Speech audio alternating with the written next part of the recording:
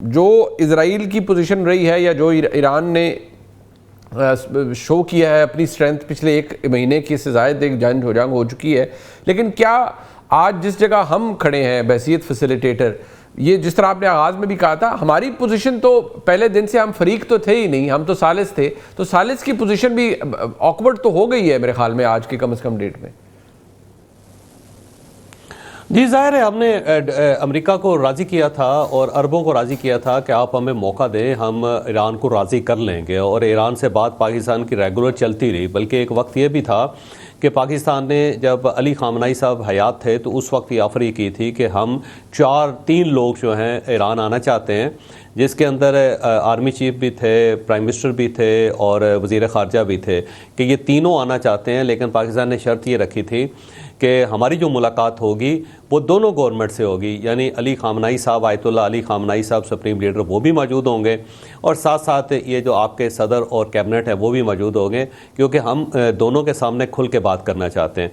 लेकिन फिर ईरान ने डिक्लाइन कर दिया कि जी सिर्फ गवर्नमेंट से मुलाकात हो सकती है, यानी प्रेसिडेंट से हो सकती है, वज़ीर ख़ारजा से हो सकती है, लेकिन सुप्रीम लीडर से मुलाकात नहीं हो सकती। तो उस वक्त भी उन्होंने एक डिवाइड किस्म की सूरत हाल पाकिस्तान के सामने रखी थी। पाकिस्तान ने बड़ी एफर्ट की है, जिसमें कोई शक नहीं है।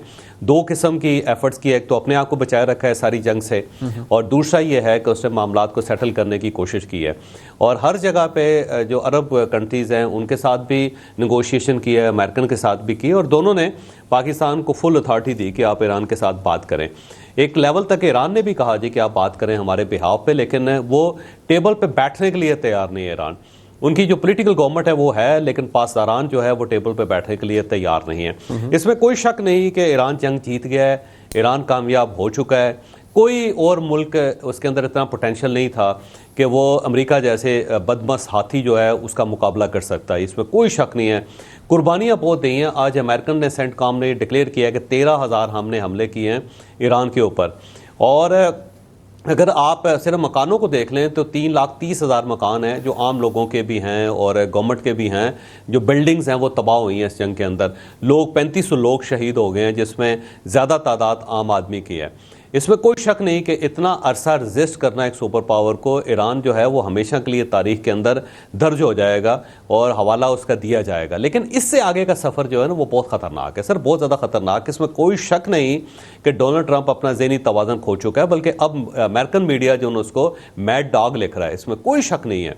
लेकिन हमें कोशिश ये करनी चाहिए कि उस जो मैड डॉग है उससे बच कर रहें, बजाय इसके कि वो हमारी टांग खा जाए या हम जहर का शिकार हो जाए और हम मारे जाएं और उसके बाद उसको गोली मार दी जाए या उसकी इम्पीचमेंट हो जाए। हमें उसका कोई फ़ायदा नहीं होगा। ईरान को उसके बाद क्या होता है, ईरान को उसका कोई फ़ायदा नहीं है।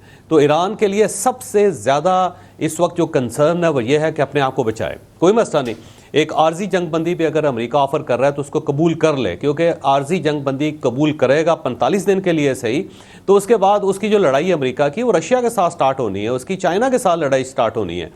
तो वो जो ईरान ने अपने आप को अपने सामने रख दिया तोप के सामने, तो वो लड़ाई जो चाइना के साथ थी वो सस्पेंड होगी, जो ईरान के जो रशिया के साथ थी वो सस्पेंड होगी, और इसके साथ साथ जो अमेरिका के अंदर जो उसकी सूरत हाल है वो सस्पेंड होगी, क्योंकि वहाँ पे ज़ाहिर लोग डिबेट इसलिए नहीं कर रहे कि जंग हो रही है। तो वो जो जंगें वहाँ अमेरिका के अंदर स्टार्ट होनी है या चाइना के साथ होनी है, रशिया के साथ होनी है, 45 दिन का अगर अमन हो जाएगा तो सारी उस साइड पे चली जाएगी। तो अगर आर्जी तौर पे भी ईरान को कहा जा रहा है तो मेरा ख्याल है अक्लमंदी का तकाजा यही है कि इस ऑफर को कबूल करके अपने आप को बचाना चाहिए।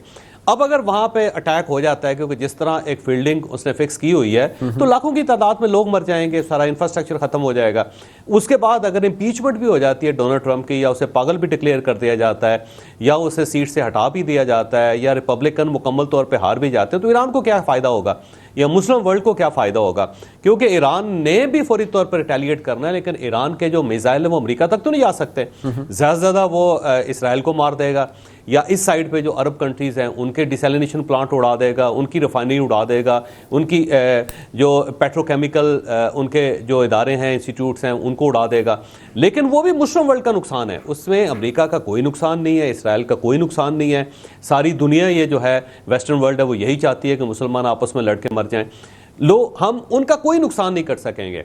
तो अकल का तकाजा यही है कि ईरान को इस वक्त अंडरस्टैंड करना चाहिए सूरत हाल को, लेकिन मुझे नहीं लगता कि ईरान अंडरस्टैंड कर सकेगा।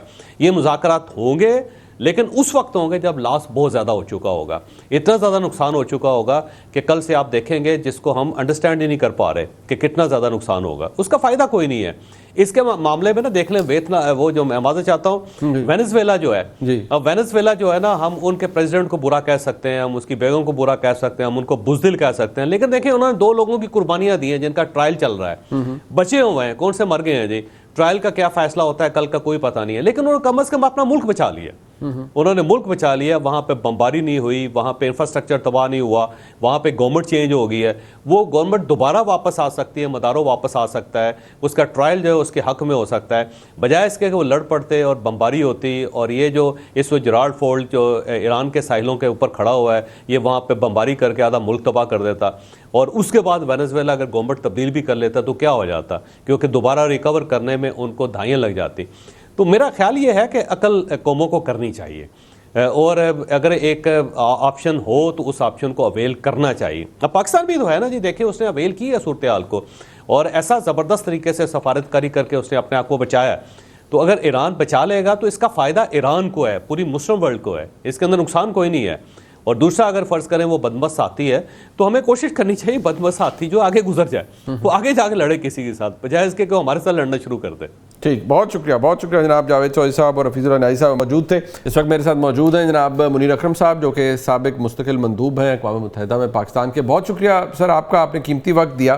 सर सबसे पहले ये जो सऊदी अरब में अल जबील इंडस्ट्रियल सिटी के ऊपर अटैक हुआ है, ये तो बड़ा क्रिटिकल है with this going on. Naturally Pakistan बड़ा हम केयरफुली बैलेंस कर रहे थे, बट एक सवाल अब ये पैदा होता है कि बड़ी एक जिसे कहा जाता है ऑनेस्टी से और बड़ी एक नेक नीति सी कोशिश थी पाकिस्तान की। ऑब्वियसली उसमें दीगर ममालिक भी अब शामिल हैं, कतर है, उसमें मिस्र है, उसके अंदर तुर्किया है, अब China obviously supports this. But क्या वजह है सर आपके नज़दीक कि ये अटैक आज सऊदी अरेबिया के ऊपर हुआ है, and it has rather put us in a very awkward situation? जी, हमारी कोशिश तो यही रही है कि ईरान जो खलीज के ममालिक हैं, स्पेशली सऊदी अरेबिया के ऊपर हमले ना करे, एटलीस्ट उनकी जो सिविलियन फैसिलिटीज़ हैं उस पर हमले ना करे।